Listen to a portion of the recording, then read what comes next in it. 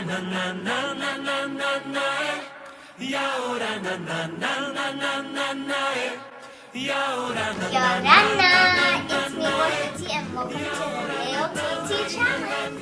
And welcome to the Reo Tate Challenge.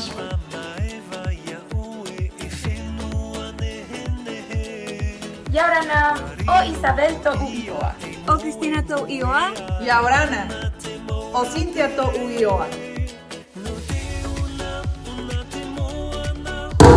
Nato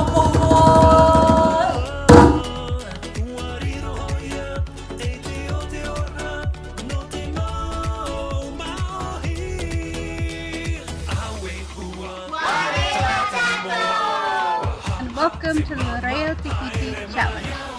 O Thailand to uioa, no te whenua marite mai au. No te whenua mariteao. No te whenua mariteao. O Ashley to uioa.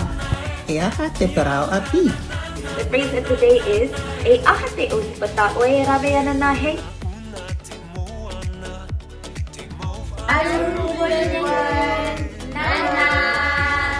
Uhina te atu. Au ie. No te whenua Mexico. O Arivora to Ioa. Te netene eoe, e tau turu iau. Paaro o nei iau i te paupa. o Elaine to Uioa.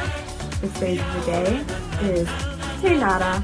Yana o kawailele to Ioa. The phrase of the day is e aha oe e ha'apia. Do not worry. Now it's your turn to post your video on Instagram #ReoTati Challenge.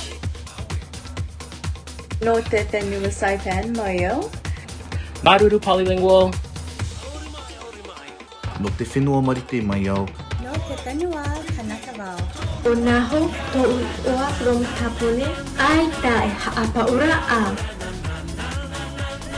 Te hina ano me iau e ha'api I te reo taiti. Maruru roa Polylingual. Maruru Roa Polylingual. Hello, my name is Martina. I'm Sarawak, and this is the Rio Tahiti Challenge.